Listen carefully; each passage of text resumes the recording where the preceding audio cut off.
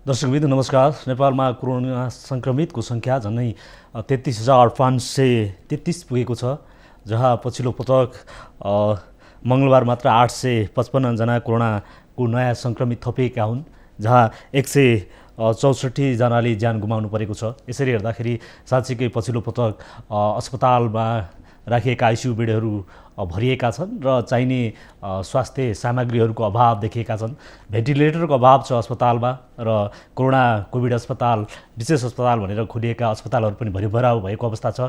जसरी सङ्क्रमित बढिरहेको अवस्था छ, त्यसरी नै समाधानको पनि खाँचो देखिन्छ, जहाँ पछिल्लो पटक स्वास्थ्य तथा जनसङ्ख्या मन्त्रालयका अनुसार जहाँ सङ्क्रमितमध्ये 19,164 जना उपचारपछि निको भएर घर फर्किएका छन्। त्यसै गरी अहिलेसम्म पिसिआर विधिबाट 6,21,901 जनाको नमुना परीक्षण गरिएको छ। त्यसै गरी हालसम्म देशैभर 10,453 जना क्वारेन्टिनमा रहेका छन् भने आइसोलेसनमा रहेको सङ्ख्या 14,250 जना आइसोलेसनमा रहेका छन्। कोरोना सङ्क्रमितको सङ्ख्या बढिरहेको छ। सरकारले निषेधाज्ञा जारी गरेको छ, जहाँ काठमाडौँ उपत्यका, भक्तपुर, ललितपुर र काठमाडौँका प्रमुख जिल्ला अधिकारीहरूको संयुक्त बैठकले एक हप्ताको लागि निषेधाज्ञा थप गरेको अवस्था छ।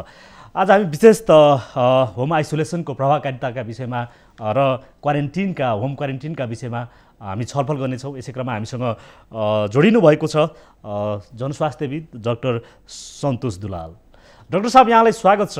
के छ यो पछिल्लो पटक नेपालमा कोरोना सङ्क्रमित थपिँदै जाँदाखेरि यहाँले कसरी हेरिराख्नु भएको छ?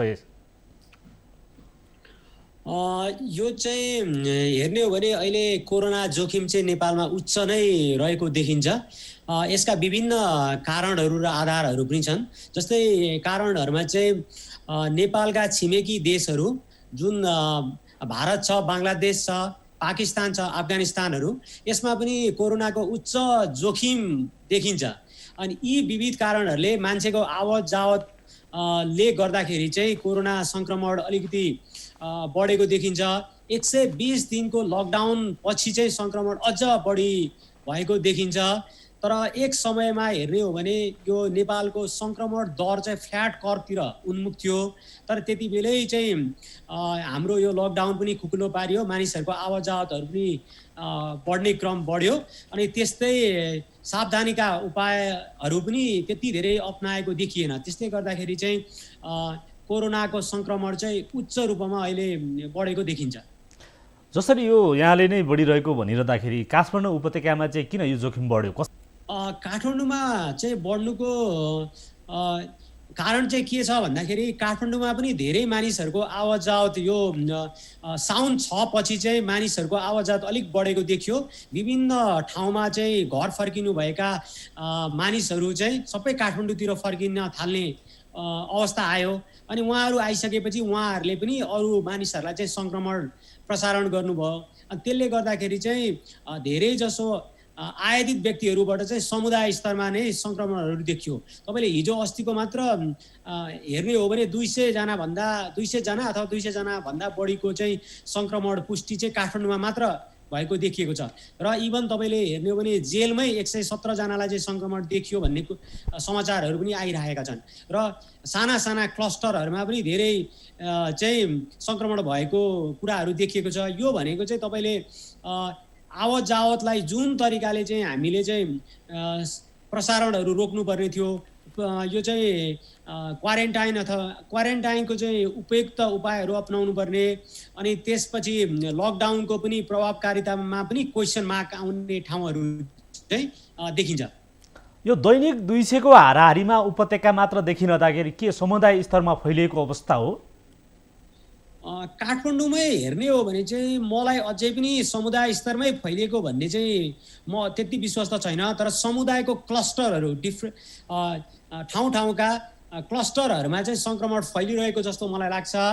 अनि त्यस्तै तपाईँले हेर्ने भने तराईका जिल्लाहरू जुन भारतसँग जोडिएका जिल्लाहरूमा चाहिँ सङ्क्रमण मेरो विचारमा सामुदायिक स्तरमै गइसकेको जस्तो लाग्छ मलाई। जसरी यो काठमाडौँमा अहिले निषेधाज्ञा जारी भइरहेको अवस्था छ, यसलाई चाहिँ कसरी लिनुभएको छ यहाँले? अहिलेको अवस्थामा चाहिँ मेरो विचारमा यो सङ्क्रमणको जुन एउटा चेन ब्रेक गर्नको लागि चाहिँ अहिले लकडाउन अथवा कर्फ्यू एकदमै आवश्यक छ जस्तो लाग्छ, किनकि सङ्क्रमण एकदमै वात्तै बढेर गइरहेको थियो। तपाईँले हेर्ने हो भने परीक्षणमा लगभग तपाईँको 6% जति चाहिँ सङ्क्रमण देखिएको थियो। परीक्षण गरिएका नमुनाहरूमा 6% जतिको लगभगमा सङ्क्रमण देखिन थालिसकेपछि र मानिसहरूको आवत जावतलाई चाहिँ न्यूनीकरण गर्नको लागि चाहिँ यो लकडाउन एकदमै आवश्यक छ, कर्फ्यू एकदमै आवश्यक छ। यदि मेरो विचारमा यो कर्फ्यू अथवा लकडाउनलाई एकदमै प्रभावकारी बनाउन सक्यो भने 4 हप्तापछि चाहिँ सङ्क्रमणको दर अलिक घट्छ भन्ने मेरो चाहिँ अनुमान छ। यो अहिले स्वास्थ्य तथा जनसङ्ख्या मन्त्रालयले नियमित रूपमा गरेको कोरोना परीक्षणलाई कसरी हेरिरहनु भएको छ, यहाँले ग्राफमा बताइदिनुहोस्। अहिले नेपाल सरकारले गरेको जुन परीक्षण छ, परीक्षण चाहिँ मेरो विचारमा राम्रो त राम्रो हो, तर अझै नपुगेको हो कि अझै बढी गर्नुपर्ने हो कि, किनकि नेपालमा तपाईँले हेर्ने भने अझै अब 40 भन्दा बढी ल्याबहरूले पूर्ण रूपमा चाहिँ परीक्षण गर्न सक्ने अवस्था आएको छ। त्यस्तो ल्याबहरूलाई, त्यस्तो प्रयोगशालाहरूलाई चाहिँ हामीले चाहिँ फुल फेज पूर्ण रूपमा चाहिँ हामीले सञ्चालन गर्न सक्ने हो भने तपाईँको अझै 20,000 देखि 25,000 अथवा 40,000सम्मको रेन्जमा पनि नमुनाहरू परीक्षण गर्न सकिन्छ। अनि अहिले चाहिँ अब नमुनाहरू धेरै परीक्षण गर्ने र जुन परीक्षणमा चाहिँ सङ्क्रमण देखिएको छ, ती सङ्क्रमण देखिएका व्यक्तिहरूलाई चाहिँ एकदमै राम्रो तरिकाले प्रभावकारी ढङ्गले चाहिँ आइसोलेसनमा राख्ने। जस्तै आइसोलेसनमा पनि हजुरले भन्नुभयो होम आइसोलेसनमा राख्ने हो कि त अब अस्पतालहरूमा खडा गरिएको अथवा नेपाल सरकारले बनाएका आइसोलेसन सेन्टरहरूमा, आइसोलेसन केन्द्रहरूमा राख्ने, त्यो कुरा पनि हामीले चाहिँ बुझ्नुपर्ने हुन्छ। जसरी यो आइसोलेसनको कुरा गरिरहँदाखेरि अहिले पनि झनै 6,000को हाराहारीमा 5,000को हाराहारीमा होम आइसोलेसनमा बसिरहेका छन् र विराटनगरमा होम आइसोलेसनकै क्रममा एकजनाको मृत्यु भयो। अहिले यो मृत्यु दरलाई कसरी हेर्नु भएको छ यहाँले? अहिले हेर्ने हो भने चाहिँ नेपालको तपाईँको परीक्षणमा मृत्यु दर चाहिँ लगभग 0.8% जति छ। यो चाहिँ एकदमै तपाईँले लगभग विगत 15 दिनदेखि हेर्नुभयो भने यो एकदमै बढ्ने क्रममा छ। पहिला तपाईँको 0.2%, 0.3% जति मात्र थियो भने अहिले चाहिँ अब यो मृत्यु दर चाहिँ बढ्दै अब हामीले चाहिँ यो साउथ एसिया भन्छ, दक्षिण एसियाकै ट्रेन्डमा जाने हो। त्यसमा हजुरले हेर्ने हो भने इन्डियामा, भारतमा लगभग 1.9% छ परीक्षणमा, बङ्गलादेशमा हेर्ने हो भने 1.3% होइन, 1.3% को रेन्जमा छ भने हाम्रो पनि त्यही रेन्जमा पुग्ने हो। अहिले चाहिँ तथ्याङ्क पर्याप्त छैन। जब हामीले पर्याप्त तथ्याङ्कमा पुग्छौँ र हामीले पनि चाहिँ 1 देखि 2% को परीक्षणमा मृत्यु दर हाम्रो पनि हुन आउँछ। त्यही भएर अब मृत्यु दरहरू बिस्तारै बढ्दै जाने मैले चाहिँ सङ्केत पाएको छु। म यहाँलाई परीक्षणसँग जोड्न चाहे। जसरी यो परीक्षणको दायरा बढाउन सक्नु पर्थ्यो, तर अझै पनि विशेष त तराईका जिल्लाहरूमा कोरोना PCR टेस्ट नै हुन सकेको अवस्था छैन। यसलाई कसरी हेर्नुहुन्छ? जस्तै अहिले विशेष गत हेर्ने हो भने प्रदेश नम्बर 2 मा मेरो विचारमा चाहिँ एक जनकपुर र वीरगञ्जमा चाहिँ परीक्षणहरू जति पर्याप्त रूपमा हुनुपर्ने, जति सक्दो रूपमा हुनुपर्ने त्यति कम भएको देख्छु। अनि ती नमुनाहरू चाहिँ धेरै जसो हेटौँडामा अथवा ती नमुनाहरू चाहिँ चितवनमा अथवा काठमाडौँमा आउने मैले देखेको छु। अब चाहिँ तपाईँले हेर्ने भने लगभग 7 महिनाको अवधि भइसक्यो। 7 महिनाको अवधिमा चाहिँ ती प्रदेश नम्बर 2 ले पनि नमुना परीक्षण गर्नको लागि चाहिँ पर्याप्त नमुनाहरू परीक्षण गर्ने नीति निर्माण अथवा त्यो अनुसारको चाहिँ इन्फ्रास्ट्रक्चरहरू डेभलपमेन्ट गर्नुपर्ने हो। तर अहिलेसम्म पनि त्यो चाहिँ हुन सकिरहेको छैन। त्यसमा के कारणले भएको छ त्यो चाहिँ नेपाल सरकारले अथवा सम्बन्धित स्थानीय निकायहरूले त्यसको चाहिँ अध्ययन अनुसन्धान अथवा के भइरहेको छ, कसरी बढाउन सकिन्छ भन्नेतिर चाहिँ ध्यान दिए राम्रो हुन्थ्यो कि जस्तो लाग्छ मलाई। प्रदेश नम्बर 2 जसरी कोरोनाको हटस्पट जस्तै बनिरहेको अवस्थामा त्यहाँ रहेका आइसोलेसनहरूको अस्तव्यस्तताले झन् सङ्क्रमितहरू थप मानसिक तनावमा छन्। हजुरले हेर्ने हो भने प्रदेश नम्बर 2 जुन भारतसँग जोडिएका जिल्लाहरू छन्, वीरगञ्ज पर्साको एरियाहरू, त्यसमा चाहिँ सङ्क्रमण एकदमै व्यापक रूपमा देखिएको छ।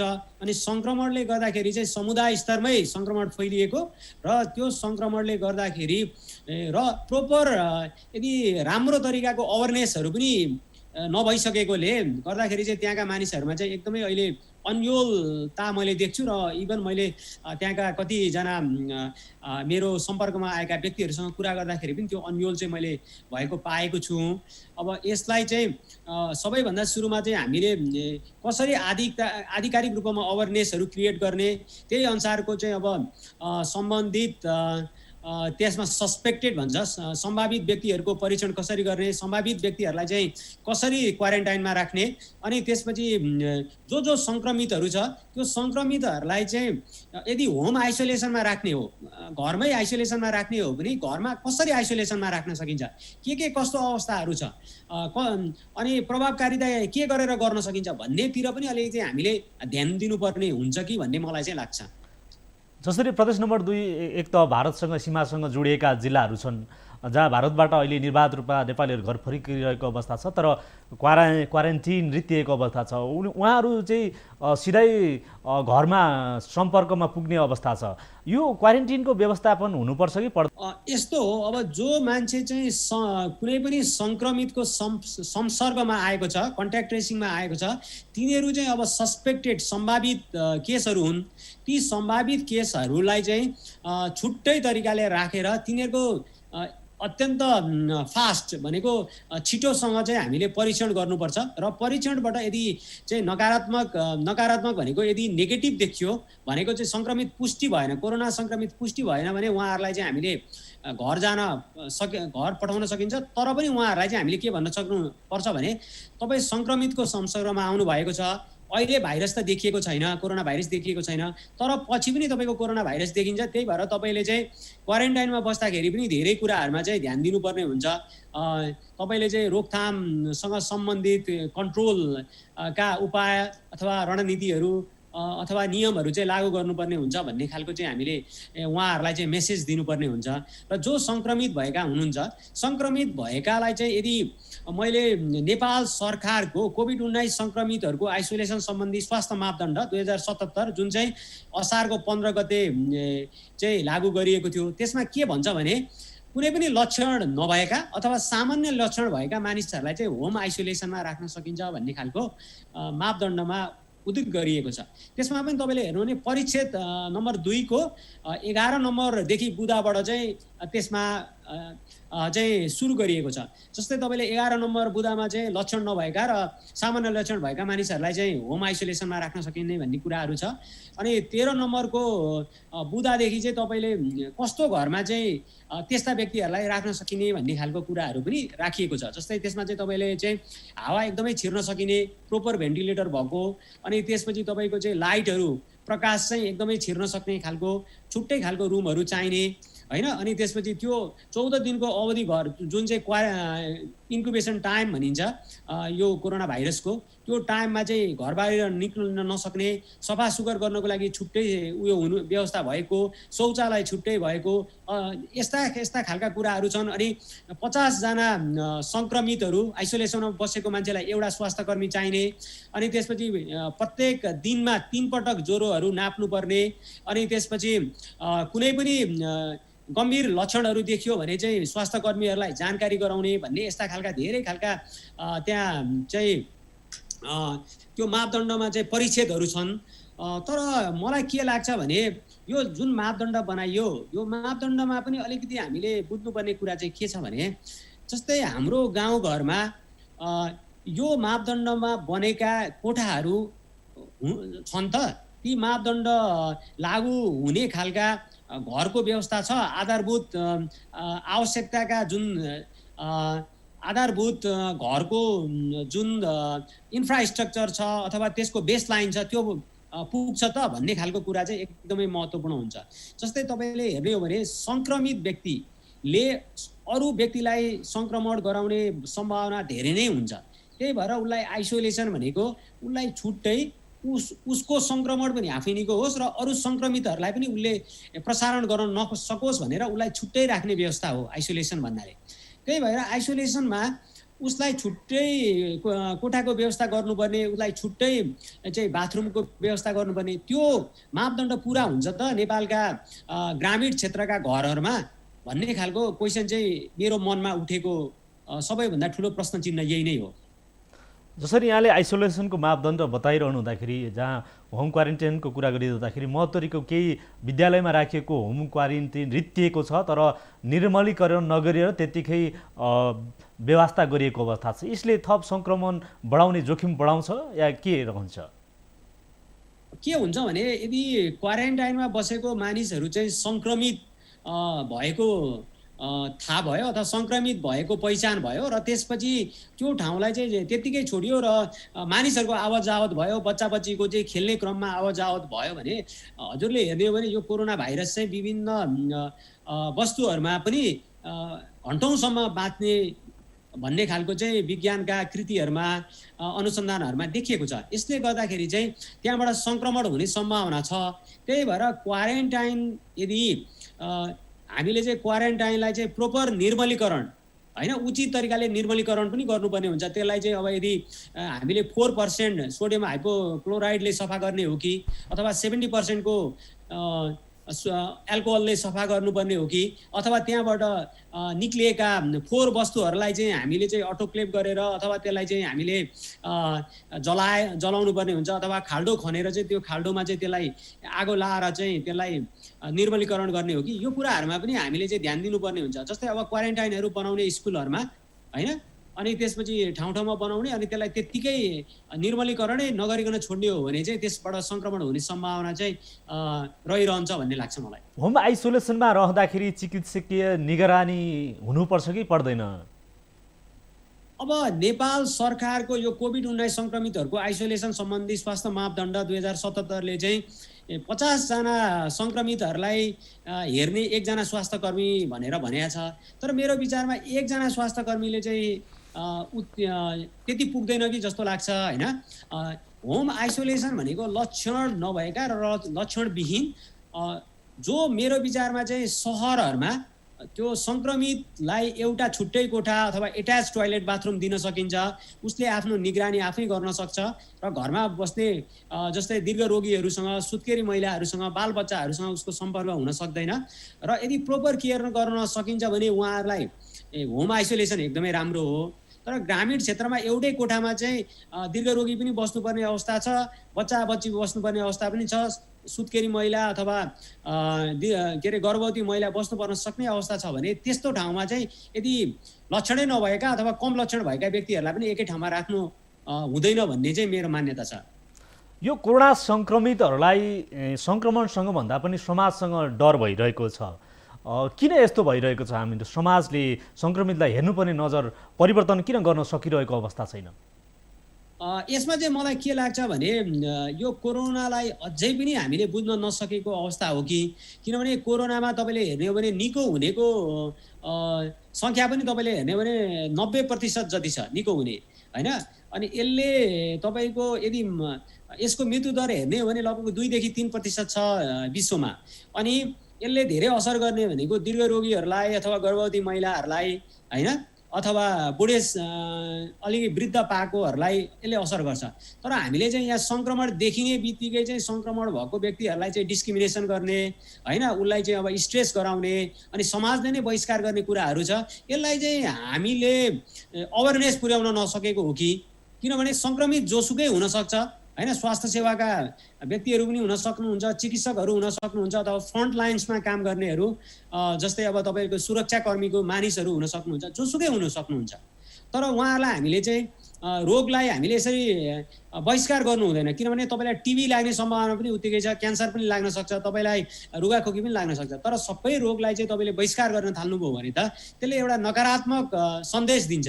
त्यही भएर हामीले चाहिँ के गर्नुपर्छ भने सङ्क्रमित भएका व्यक्तिहरूलाई चाहिँ हामीले सकिन्छ भने हामीले उहाँहरूलाई सेवा दिउँ, उहाँहरूलाई ढाडस दिउँ, उहाँहरूलाई चाहिँ हामीले निको हुनुपर्छ भनेर चाहिँ हामीले राम्रो सन्देश दिउँ।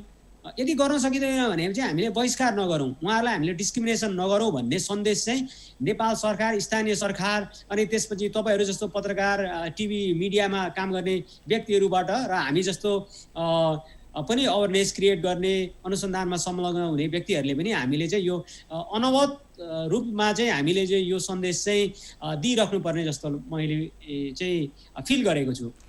जसरी सन्देशको कुरा गर्नुभयो यहाँले, के सरकारले साँच्चीकै अहिलेसम्म अब कोरोना सङ्क्रमण नेपालमा देखिएपछि अझैसम्म कोरोनाका विषयमा आम जनतालाई बुझाउन नसकेको अवस्था हो?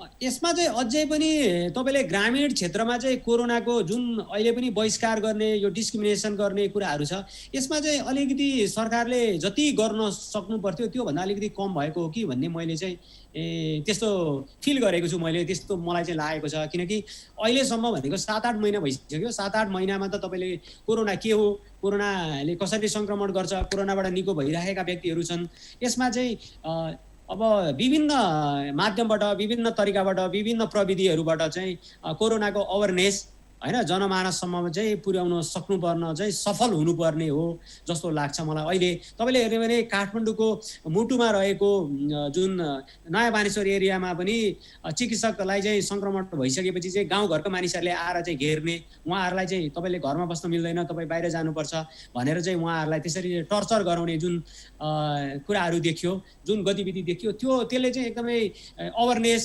चाहिँ पुगेको होइन कि भन्ने चाहिँ हामीलाई लागेको छ। तर उहाँ चिकित्सकहरू उहाँहरू सङ्क्रमित हुनुहुन्थेन तैपनि यहाँले ग्रामीण भेगको जसरी उदाहरण दिनुभयो, काठमाडौँकै अब बानेश्वरको मिलनचोकमा जहाँ स्वास्थ्य कर्मीहरू रहेका होस्टलमा स्थानीयले घेराउ गर्नै पुगे। यसले चाहिँ कस्तो मनोवैज्ञानिक रूपमा कस्तो असर पार्छ? यसले चाहिँ के देखिन्छ भन्दाखेरि अब काठमाडौँको जस्तो मुटुमा त यस्तो अवस्था छ भने ग्रामीण भेगहरूमा के कस्तो अवस्था छ त तपाईँलाई म एउटा मेरै उदाहरण पनि दिन्छु। हाम्रोमा हिजो मात्र एकजना चाहिँ आनन्दवन अस्पतालमा हामीले एउटा कोभिड-19 डायग्नोस्टिक प्रयोगशाला चाहिँ हामीले सञ्चालन गरेका छौँ। त्यहाँ एकजना व्यक्ति आउनुभयो, 52 वर्षको व्यक्ति, उहाँको नाम नभनौँ। उहाँलाई चाहिँ हामीले कोरोना परीक्षण गऱ्यौँ। कोरोना परीक्षण गर्दाखेरि उहाँको कोरोना चाहिँ देखिएन त्यसमा। तर उहाँले के भन्नुभयो भने तपाईँको कोरोना परीक्षणमा चाहिँ कोरोना देखिएन भनेर चाहिँ मैले उहाँलाई भने। उहाँ भनिसकेपछि होइन सर तपाईँले चाहिँ, अनि हामीले चाहिँ रिपोर्ट दिँदाखेरि इङ्ग्लिसमा रिपोर्ट दिन्थ्यौँ उहाँको चाहिँ कोरोना नेगेटिभ छ भनेर।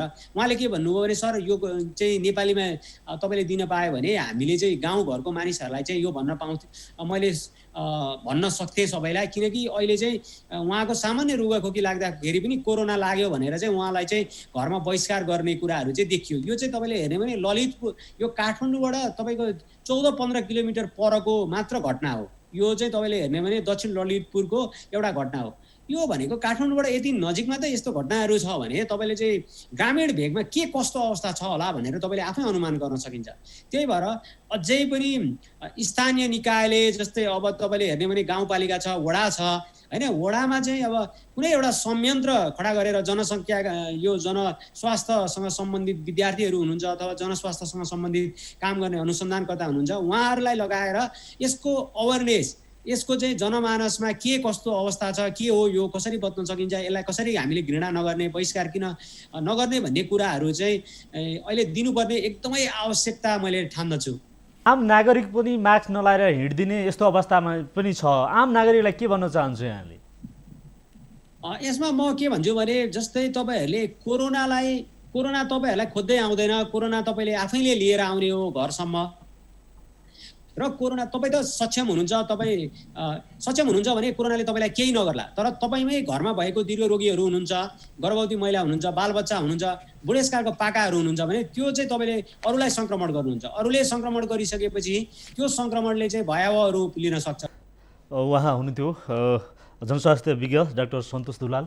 कोरोना सङ्क्रमण समुदाय स्तरमा बढ्दै गइरहेको अवस्थामा जहाँ प्रदेश नम्बर 2 हटस्पट जस्तै बनेको छ र काठमाडौँ उपत्यकामा पनि झनै दैनिक 200को हाराहारीमा सङ्क्रमितको सङ्ख्या बढिरहँदाखेरि अहिले हाल निषेधाज्ञा जारी छ। काठमाडौँ, भक्तपुर र ललितपुरमा कोरोना रोकथाम तथा नियन्त्रणका लागि पनि निषेधाज्ञा जारी गरिएको अवस्था छ। यसरी हेर्दा सरकारले कोरोना नियन्त्रणका लागि 13 अर्ब 36 करोड 70 लाख रुपियाँ खर्च गरिसकेको अवस्था छ। तैपनि अझैसम्म पनि स्वास्थ्य सामग्री, स्वास्थ्य उपकरणहरू, अझै पनि आइसियु बेडहरू पर्याप्त छैनन् र भेन्टिलेटरहरू खरिद गरिएको अवस्था छैन। यसले के देखाउँछ भने साँच्चीकै पछिल्लो पटक नेपालमा कोरोना रोकथामका लागि गरिएका सबै प्रयास खेर गएको हो कि भन्ने पनि छ। किनकि यसको पछिल्लो उदाहरण हामी वीरगञ्जलाई पनि लिन सक्छौँ, जहाँ वीरगञ्जमा न्यूनतम स्वास्थ्य सेवा पनि पाउन सकिरहेको अवस्था छैन। सङ्ख्या जसरी बढ्दै गइरहेको अवस्था छ, यसले के देखाउँछ भने नेपालमा पनि थप जोखिम रहेको देखाउँछ। आज हामीले विशेष त होम क्वारेन्टिनको प्रभावकारितामा छलफल गरिरहेका छौँ। भर्खरै हामीले जनस्वास्थ्यविद डाक्टर सन्तोष दुलालसँग कुराकानी गऱ्यौँ। यसै क्रममा हाम्रा सहकर्मी पर्सा सहकर्मी महेश दास हामीसँग जोडिएको छ। पछिल्लो पटक प्रदेश नम्बर 2 को अवस्था के छ भन्ने विषयमा हामी उहाँसँग जानकारी लिने प्रयास गर्नेछौँ। महेशजी, के छ यो पछिल्लो पटक प्रदेश नम्बर 2 जसरी कोरोनाको हट स्पट जस्तै बनेको छ, पछिल्लो अपडेट समग्र रूपमा हामीलाई जानकारी गराइदिनुहोस्। निश्चित रूपमा तथ्याङ्कहरू बढ्दो क्रममा छ। दिनहुँ सङ्क्रमितको सङ्ख्या बढिरहेको छ। दिनहुँ PCR परीक्षणको गर्ने सङ्ख्या पनि बढिरहेको छ। दिनहुँ यहाँ आइसोलेसनको बेडको सङ्ख्या पनि बढ्ने क्रम छ। तर पनि कोभिडको पोजिटिभको जुन केस छ त्यो नियन्त्रणमा अहिले पनि आएको छैन। झन्डै झन्डै मात्र नभनौँ, स्पष्ट रूपले भन्नुपर्दाखेरि आज 32 दिन भइसक्यो पर्सा जिल्लामा निषेधाज्ञा लागू भएको। र सामान्यतया एउटा के मानिन्छ भनेदेखि निषेधाज्ञा जारी भइसकेपछि, लकडाउन जारी भइसके पछाडि एक किसिमको उसको चेन जुन हुन्छ त्यो चेनको चाहिँ नि त्यो रोकिन्छ र त्यो रोक्दाखेरि सङ्क्रमितको सङ्ख्या घट्ने जुन एउटा विश्वव्यापी देखिएको थियो त्यो अहिले पनि वीरगञ्जमा त्यो देखिएको छैन। लकडाउन यहाँ भएको छैन। पछिल्लो पटक साउन 10 गते यता यहाँ लकडाउन भन्दा पनि निषेधाज्ञा नै जारी भएको छ। त्यो पनि सेनासहितको निषेधाज्ञा जारी भएको छ। तर पनि सङ्क्रमितको सङ्ख्या जुन रूपमा घट्नुपर्ने त्यो घटेको अवस्था चाहिँ नि देखा परेको छैन। र वीरगञ्ज प्रदेश नम्बर 2 को पर्सा जिल्ला र सप्तरी जिल्ला, यो दुईवटा जिल्ला सबभन्दा बढी अहिले आक्रान्त छ। त्यस पछाडि धनुषा छ, त्यस पछाडि यहाँ रौतहट जिल्ला छ, त्यसपछि सप्तरी के भन्छ सिराज जिल्ला अरू जिल्लाको तुलनामा सिराज जिल्ला अलिकता कम छ। र वीरगञ्ज पर्सा जिल्लाको पनि मात्रै यदि कुराकानी गर्ने हो भनेदेखि 2000 नागिसकेको अवस्था छ सङ्क्रमितको मात्र चाहिँ नि यहाँ पर्सा जिल्लामा। र त्यो सङ्क्रमितको सङ्ख्या 2000 को बताइरहँदाखेरि झन्डै आधी होम आइसोलेसनमा बस्नुपर्ने अवस्था छ। यानि कि सेमी आइसोलेसनको पनि व्यवस्थाको कमी र अस्पतालमा बेडको पनि अवस्थाको कमीको कारणले गर्दा होम आइसोलेसनमै बस्नुपर्ने अवस्था छ। र समग्र रूपमा भन्नुपर्दाखेरि अहिले पनि यहाँको अवस्था एकदमै खराब अवस्था छ।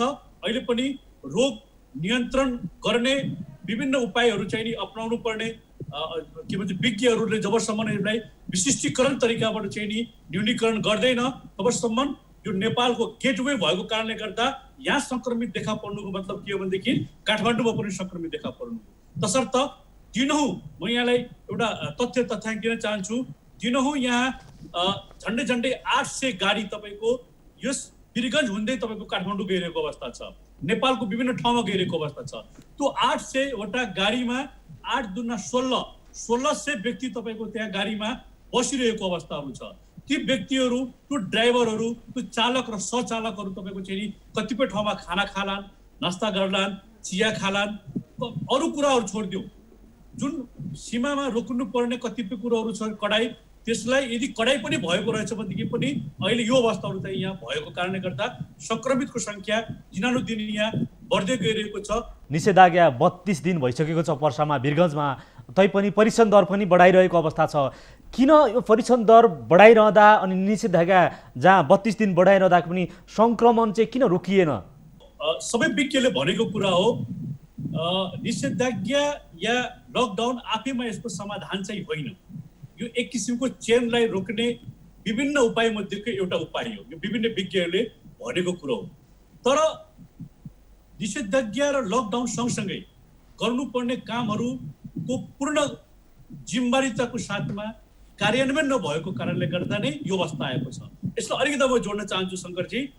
पछिल्लो चैत्र महिनाबाट जुन लकडाउन सुरु भएको थियो, त्यो चैत्र महिनाको लकडाउन पछाडि जुन खुकुलो हुँदै गयो अवस्था, त्यो खुकुलो अवस्थामा जसरी परीक्षणलाई बढाउनु पर्ने थियो, जसरी होम आइसोलेसनको व्यवस्था भन्दा पनि प्री आइसोलेसन र अस्पतालको बेडको क्षमता बढाउनु पर्ने अवस्था थियो, जसरी आइसियु र भेन्टिलेटर बढाउनु पर्ने कामहरू गर्नु पर्थ्यो, त्यो सबमा त्यति बेला ध्यान नदिएको कारणले गर्दा पछिल्लो समय साउन यता जुन सङ्क्रमण देखा परेको छ त्यो भ्याव अवस्था भएको छ।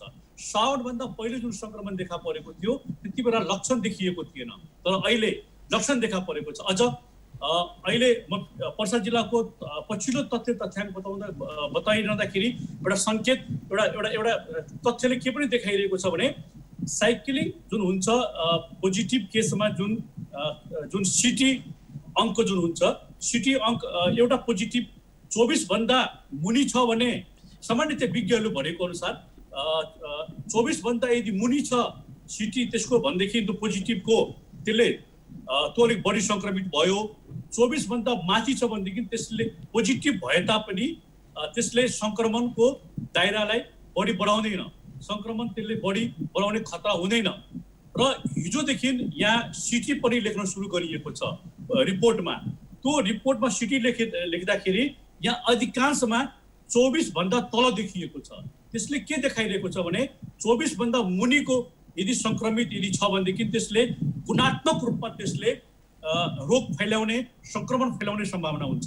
र वीरगञ्जमा नरोकिनुको पछाडिमा बोर्डर त एउटा छँदैछ, त्यस पछाडि जुन होम आइसोलेसनमा जुन व्यक्तिहरूलाई राखिएको छ त्यो होम आइसोलेसनमा जुन व्यक्तिहरू सङ्क्रमितहरू छन् त्यो होम आइसोलेसनमा बसेका व्यक्तिहरूको परिवारहरू अहिले पनि फल किन्न जाने, तरकारी किन्न जाने, बजारमा जाने, त्यो घरमा भलाखुसारी गर्न मान्छे टाढेबाट पनि कुरा गर्दैछु भनेर भलाखुसारी गर्न आउने र त्यो घरहरू पनि यहाँ घना बस्ती भएको घरहरूसँग अर्को घरहरू टाँसिएकै अवस्थाहरू पनि भएको कारणले गर्दा यहाँ त्यो सङ्क्रमितको दर त्यसले गर्दा पनि नियन्त्रणमा नआएको र यो मानिसहरू चाहिँ नि यो ट्रेसिङ गर्ने क्रममा चाहिँ नि एउटा घरमा चाहिँ नि पोजिटिभ भइसके पछाडि त्यसमा बढी सङ्क्रमित सिटीको मात्रा त्यसमा 24 भन्दा मुनि भएको कारणले गर्दा यदि घरमा 6 जना छन् भनेदेखि 6 जना नै तपाईँको चाहिँ नि पोजिटिभ हुने सम्भावना यहाँ बढ्ता देखा परिरहेको छ।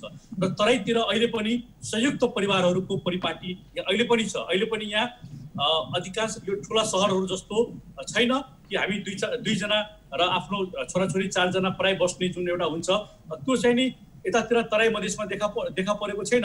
यहाँका गाउँघरमा र यहाँका सहरमा पनि तपाईँको अहिले पनि संयुक्त परिवार छ, अर्थात् एउटा परिवारमा कम्तीमा 8 देखि 12 जना व्यक्तिहरू रहेका छन्। अनि एकजना व्यक्ति सङ्क्रमित हुने बित्तिकै 8 देखि 12 जनामा त्यो सङ्क्रमणको दायरा बढेको कारणले गर्दा पनि सङ्क्रमणको दायरा बढेको देखिएको छ शङ्करजी। भनेपछि होम आइसोलेसनमा बस्नेहरूले न्यूनतम सरकारले जसरी तोकेको मापदण्ड चाहिँ पुरा गरेको अवस्था छैन। जसरी शङ्करजी आज तपाईँले जुन विषय उठान गर्नुभएको छ होम आइसोलेसनको मापदण्डका कुराहरू गर्नुभयो, यहाँ त मैले अहिले त कतिपय ठाउँहरूमा होम आइसोलेसन पोजिटिभ केसको सन्दर्भमा सङ्क्रमितको सन्दर्भमा नीति बनिरहेको छ, कार्यान्वयनको चरणमा होला। तर हामी त यहाँ 1 महिनादेखि देखिरहेका छौँ, झन्डै 1 महिनादेखि यहाँ होम आइसोलेसनमा यहाँ मान्छेहरू बसिरहेका छन्। तर होम आइसोलेसनमा बसिरहेका मान्छेहरूको अवस्था अत्यन्त बिजोग छ। जुन यहाँ मापदण्डको जुन यहाँले अघि यहाँ चर्चा गर्नुभएको थियो, विज्ञसँग पनि कुराकानी गर्दाखेरि यहाँ स्वयंले पनि चर्चा गर्नुभएको थियो, त्यो मापदण्ड अनुसार कतै केही गरेको देखिएको छैन। जुन सङ्क्रमित व्यक्ति छ त्यो सङ्क्रमित व्यक्तिहरूसँग प्रतिदिन स्वास्थ्य कर्मीले सम्पर्क गर्नुपर्ने हुन्छ र त्यो सम्पर्क गरे बापत प्रतिदिन त्यसले 200 रुपियाँ पाउँछ। हामीले अहिले वीरगञ्जमा देखा परेको छौँ, पर्सा जिल्लामा यहाँ करिब 800 भन्दा माथि होम आइसोलेसनमा मानिसहरू सङ्क्रमितहरू हुनुहुन्छ। 800 जना व्यक्तिको नाममा प्रतिदिन 200 रुपियाँ आउने गर्दछ। 200 को दरले 800 पैसा यहाँ आइरहेको छ। तर दुःख लाग्दो कुरो के छ भनेदेखि जो सङ्क्रमित भइसकेर होम आइसोलेसनमा बसेका छन्, तपाईँ पोजिटिभ केस भइसक्नु भएको छ, तपाईँ अलिकता संयमित अपनाउनु होला, तपाईँ घरभन्दा बाहिर ननिस्किनु होला भन्ने बाहेक स्वास्थ्य कर्मीहरूले खासै मतलब राखेका छैनन्। कन्ट्र्याक्ट ट्रेसिङ पनि प्रभावकारी गरिएको छैन र आज 25 दिनभन्दा बढी सङ्क्रमित जो भइसकेका छन् तिनीहरूको फेरि जुन चेक गर्नुपर्ने थियो, परीक्षण गर्नुपर्ने थियो, त्यो परीक्षणको काम पनि यहाँ प्रभावकारी देखिएको छैन। तर स्वास्थ्य कर्मीहरूले जुन एकातिर मैले यहाँ के भन्न खोजिरहेको छु भनेदेखि सरकारले जुन बजेट भराइरहेको छ हाम्रो यति खर्च भयो त्यति खर्च भयो पनि होला। किन भन्छु भनेदेखि प्रतिदिन एउटा व्यक्तिलाई 200 रुपियाँ दिइरहेको छ त्यो होम आइसोलेसनमा बस्नेलाई। तर त्यो 200 रुपियाँ प्रतिदिन लिनेले नैतिक रूपमा कम्तीमा एउटा कल गर्नुपर्नेमा एउटा कल पनि गरिरहेको छैन होम आइसोलेसनमा बसेकोलाई। र आरोप प्रत्यारोप यहाँ खेल चलिरहेको छ। कसैले भन्छ महानगरपालिकाको स्वास्थ्यकर्मीको त्यो काम हो, कसैले भन्छ गाउँपालिकाको स्वास्थ्यकर्मीको काम हो, कसैले भन्छ नारायणी अस्पतालको स्वास्थ्यकर्मीको काम हो, कसैले भन्छ हाम्रो कामै होइन, यो जनशक्ति नै छैन हामीसँग। त्यो बिचमा पिल्सिएका छन् होम आइसोलेसनमा बसेका व्यक्तिहरू र 3-4 दिन अगाडि जुन सङ्घीय सरकारले जुन मापदण्ड एउटा तयार गरेको छ, लक्षण नभएकाहरूलाई होम आइसोलेसनमा बस्ने जुन व्यवस्था गरेको छ, त्यसले गर्दा अब झन् बढी यहाँ होम आइसोलेसनको सङ्ख्या बढ्ने क्रममा छ, तर त्यसको निगरानी त्यसको धेरै कम गरिएको छ। यस बिचमा अहिले भर्खर केही बेला अगाडि वीरगञ्ज महानगरपालिकाको मेयर विजय कुमार सरावगीसँग मेरो कुराकानी भएको थियो र उहाँले होम आइसोलेसनमा बस्ने सबैलाई कमसे कम आयुर्वेदिक जुन औषधि हुन्छ, इम्युनिटी पावर बढाउने, लक्षण नदेखिएको कारणले गर्दा औषधि भन्दा पनि इम्युनिटी पावर बढाउनको निम्ति चमनप्रास, इम्युनो केयर र उहाँहरूलाई एउटा अश्वगन्धा आयुर्वेदिक औषधि सबैलाई घर घर हामी पुर्याउँछौँ र यदि रुगाखोकी र सामान्य के छ भनेदेखि त्यसको पनि औषधि घर घर पुर्याउँछौँ भनेर उहाँले अहिले केही बेला अगाडि मात्र हामीले जानकारी दिनुभएको छ।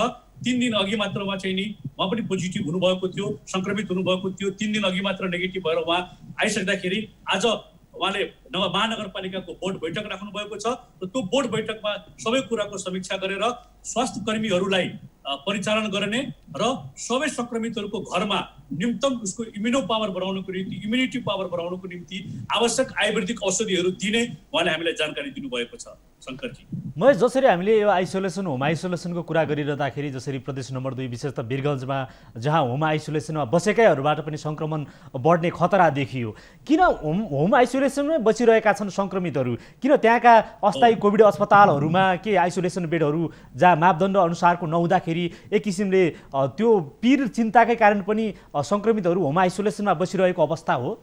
यहाँ एकदमै यहाँको जुन प्रश्न छ सान्दर्भिक प्रश्न छ शङ्करजी। किन बस्यो त होम आइसोलेसनमा? होम आइसोलेसनमा बस्ने सरकारले मापदण्ड बनाएको थियो। 3 दिन अघि मात्र सरकारले यो नियम जारी गरेको छ, सार्वजनिक गरेको छ कि लक्षण नभएकोलाई होम आइसोलेसनमै राख्ने, अन्यलाई अस्पतालमा राख्ने, लक्षण नभएकालाई पनि अस्पतालमा यदि राखियो भने लक्षण भएकाहरू उपचारबाट वञ्चित हुन्छ भनेर भनिरहँदाखेरि विगत 1 महिना अगाडिदेखि यो अवस्था यहाँ त्यो नियम त लागू भएको थिएन, तर पनि होम आइसोलेसनमा किन यहाँ राख्नु पर्यो भने 2000 को हाराहारीमा सङ्क्रमित भइसकेका छन्। तर जुन बेला यहाँ 800 देखि 1000 को हाराहारीमा सङ्क्रमित यहाँ भएका थिए, त्यति बेलासम्म यहाँ 120 र नारायणी को अस्पतालको अस्थायी वीरगञ्ज हेल्थ केयरमा 120 बेड, गण्डकको कोभिड अस्पतालमा 70 बेड र पछिल्लो समयमा आएर नारायणी अस्पतालमा 20 बेड यति मात्र व्यवस्था गरिएको छ अस्पतालमा। त्यस पछाडि व्यवस्था गरिएको थिएन। यस बिचमा जुन केसहरू धेरै देखा परेका थिए, मास टेस्टिङ यहाँ धेरै भयो, मास टेस्टिङ जति यहाँ हुँदै गयो त्यति यहाँ चाहिँ देखा पर्न थाले। यानि कि हामीले के भन्न सक्छौँ भनेदेखि एक किसिमले घर पछि नै पनि देखा परेको अवस्था चाहिँ देखियो। र यहाँ त कतिसम्म यहाँ देखियो भनेदेखि जो मान्छेमा लक्षण छैन, जो मान्छे पोजिटिभ पनि छैन, त्यो मान्छे स्वाब दिने जाने क्रममा पनि पोजिटिभ भएका अवस्था छ। किनभनेदेखि स्वाब लिँदाखेरि पनि जुन अपनाउनु पर्ने त्यसको मापदण्ड जुन छ त्यो मापदण्ड नअपनाएको, हरेक स्वाब परीक्षण गर्दाखेरि ग्लोभ्स चेन्ज गर्नुपर्ने, सेनिटाइजर लगाउनु पर्ने, त्यो पनि स्वास्थ्य कर्मीहरूले नगरेको कारणले गर्दा एउटा सङ्क्रमितबाट अर्को सङ्क्रमितलाई पनि सरेको हामीले चाहिँ यहाँ देखिरहेका थियौँ। र यस बिचमा जति पनि मानिसहरू होम आइसोलेसनमा बस्न बाध्य भए त्यसको मुख्य कारण अस्पतालमा बेडको क्षमता नहुनु, प्री आइसोलेसनको व्यवस्था नहुनु। जसरी हामीले यो परीक्षणको दायरा जहाँ कन्ट्याक्ट ट्रेसिङको परीक्षण पनि हुन नसकेको अवस्था भनिरहँदाखेरि हामी यहाँसँग जोडिन चाहन्छौँ जहाँ वीरगञ्जमा न्यूनतम जसरी स्वास्थ्य मापदण्ड नअपनाएर स्वास्थ्य कर्मीहरूले पनि पिसिआर टेस्ट गर्ने र स्वाब सङ्कलन गर्ने गर्दाखेरि थप जोखिम बढाएको अवस्था छ। म अर्कोतिर जोड्न चाहेँ जहाँ वीरगञ्जमा न्यूनतम स्वास्थ्य सेवा पनि नदिएको अवस्था छ भनिएको छ, के छ अहिले पछिल्लो अवस्था चाहिँ कस्तो छ? एकदमै यहाँ 2 हप्ता अगाडि झन्डै 1 दर्जनभन्दा बढी व्यक्तिहरू 10-12 जना व्यक्ति एकदमै दुःखको साथ भन्नुपर्छ उपचार नपाएर मृत्युवरण हुनुभयो। यहाँका शिक्षण अस्पतालको गेटका गार्डले फर्काइदिएको अवस्था यहाँ थियो। निजी अस्पतालहरूले गार्ड आफ्नो गेटबाट फर्काइसकेको अवस्थाहरू थियो भनेदेखि अर्कोतर्फ नारायणी अस्पताल पूर्ण रूपमा बन्द भएको अवस्था थियो, सरकारी अस्पताल। यो अवस्थाको कारणले गर्दा उपचार नपाएर धेरै व्यक्तिहरूको मृत्यु भएको थियो। तर पछिल्लो 1 हप्ता यतातिर आएर नारायणी अस्पतालमा 20 बेडको एउटा जुन त्यहाँ अब्जर्भेसन आइसियु सहितको जुन व्यवस्था गरिएको छ, त्यो व्यवस्था पछाडि यहाँ अहिले कमसे कम उपचार नपाएर मृत्यु हुनेको सङ्ख्या चाहिँ नि घटेको छ। तर पनि उपचार